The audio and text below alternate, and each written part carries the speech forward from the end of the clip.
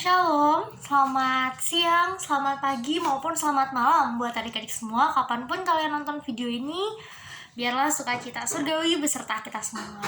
Nah, hari ini Kak Ivon mau cerita tentang judulnya Rela Melakukan Tugas Sederhana.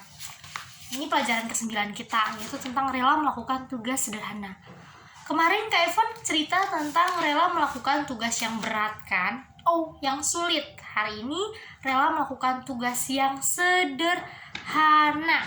Diambilnya dari Filipi pasal 2 ayat yang ke-25 sampai dengan 30 serta Filipi pasal 4 ayat 18. Nah, ayat hafalannya hari ini dari Efesus pasal 6 ayat 7. Bunyinya, dan yang rela menjalankan pelayanannya seperti orang-orang yang melayani Tuhan dan bukan manusia. Dan yang rela menjalankan pelayanannya seperti orang-orang yang melayani Tuhan dan bukan manusia. Sekali lagi Kak ulang.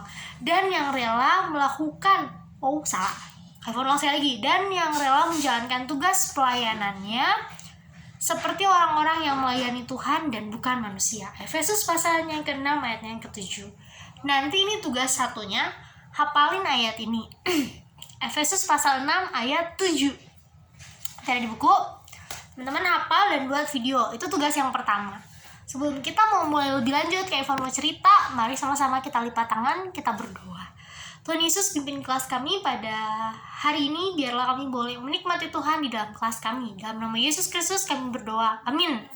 Nah adik-adik, kalau minggu kemarin Kak Ivon cerita tentang tugas yang berat, sekarang Kak Ivon mau cerita tentang tugas yang sederhana. Hari ini tokohnya itu tentang Epafroditus.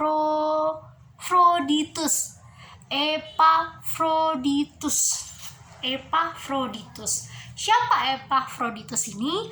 Epafroditus ini adalah salah satu dari anak-anak Rasul Paulus. Anak-anak bukan berarti anaknya ya.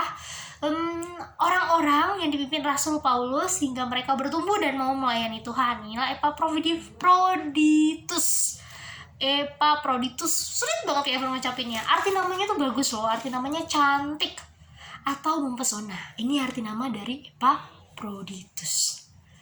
Namanya Epafroditus, artinya cantik atau mempesona. Dia memiliki tugas untuk mengumpulkan persembahan bagi orang-orang yang ada di Yerusalem. Rasul Paulus menugaskan Epafroditus, susah banget namanya. Epafroditus ini buat ngumpulin persembahan dari jemaat di Efesus, jemaat di mana yang akan dipersembahkan untuk jemaat yang ada di Yerusalem yang mengalami penganiayaan.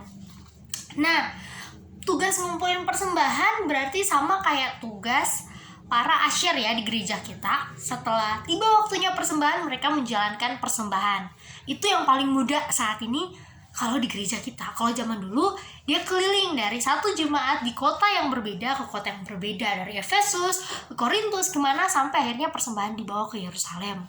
Nah, suatu saat Rasul Paulus kembali memanggil Epafroditus ini setelah dia menjalankan tugasnya untuk mengambil persembahan di tiap jemaat dan memberikannya ke Yerusalem. Dia dipanggil kembali untuk sama-sama melayani di daerah yang lain. Dan ada yang unik di sini, Rasul Paulus tidak menyepelekan pekerjaan yang dilakukan oleh Epafroditus. Dia bahkan memanggil Epafroditus sebagai rekan sekerja di dalam Allah, teman pelayanan, dan lain sebagainya. Kalau zaman dulu kan kita tahu, yang biasanya, bahkan sampai sekarang, yang biasanya dibilang pelayanan yang bagus itu siapa sih?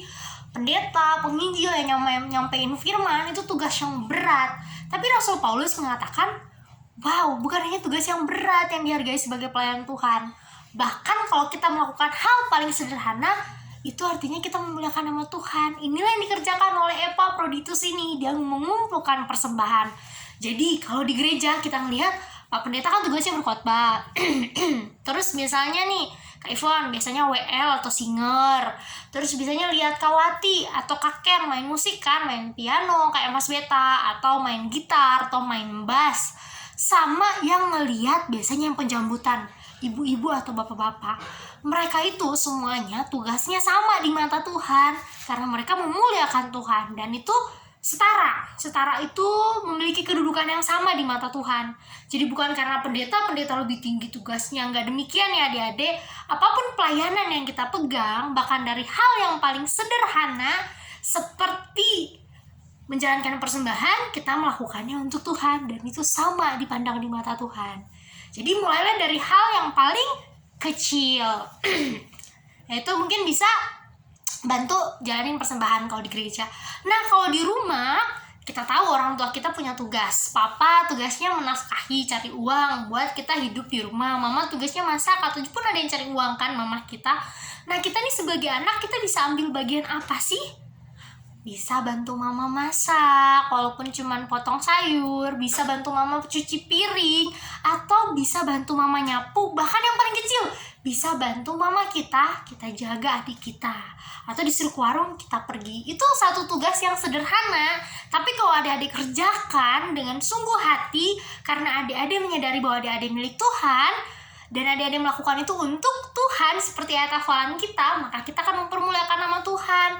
Jadi harus rajin, harus semangat. Ingat, kalau kita disuruh ke warung, kita disuruh jaga adik, kita diminta tolong mama nyapu atau apapun itu, lakuin itu bukan karena kamu ngelihat mama adalah orang tua kamu, tapi ngelihat Tuhan mau saya melayani dari tugas yang paling sederhana, paling kecil ini.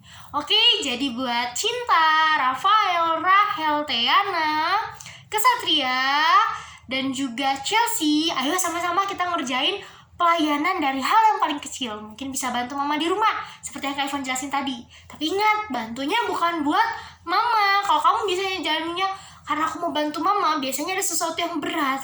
Mama nyuruh terus, mama capek, tahu nggak ngerti aku. Tapi ingat, kalau misalnya kamu mandang tugas itu karena Tuhan yang nyuruh kamu, dan itu untuk memuliakan Tuhan, kerjakanlah. Makanya akan bahagia bukan hanya mama, tapi Tuhan. Oke? Biarlah adik-adik nonton video ini. Tugas yang pertama ayat hafalan dalam bentuk video. Tugas yang kedua, adik-adik harus peluk mamanya, kemudian berfoto bersama mama. Terus kalimat di bawahnya tulis nih, misalnya, I love you mama, makasih Tuhan udah memberikan mama. Terus tambah, mulai sekarang aku janji mau rajin bantu mama nyapu. Misalnya Kak Ivan kasih contoh ya, misalnya Teana foto berdua sama mama, setelah itu peluk mama, foto berdua, tulis di bawah, boleh mama boleh papa ya, atau kakak juga boleh. Terus di bawah foto itu tulis tulisan, kan nanti pas dikirim ke WA ada yang bisa dimasukkan kan tulisannya bisa foto dulu atau foto bareng sama tulisan, lebih bagus tulisannya I love you mom, atau I love you pa, atau aku sayang papa. Mulai sekarang aku janji mau rajin bantu mama cuci piring, misalnya mau rajin bantu mama jaga dede, mau rajin bantu mama nyapu rumah. Seperti itu, tugasnya gampang. Pertama ayat hafalan, kedua lakuin seperti itu. Kita mau sama-sama lipat tangan, kita berdoa. Tuhan Yesus, terima kasih untuk kelas sekolah minggu kami pimpin Kesatria, Rafael, Teana, Cinta, Rahel, Chelsea, Evan. Biarlah Tuhan berikan kesehatan, kekuatan, sehingga anak-anakmu boleh menikmati kasih-Mu dan belajar melakukan pekerjaan yang paling sederhana. Terima kasih Tuhan, dalam nama Yesus Kristus kami berdoa mengucap syukur. Amin. Dadah adik-adik, sampai jumpa minggu depan ya.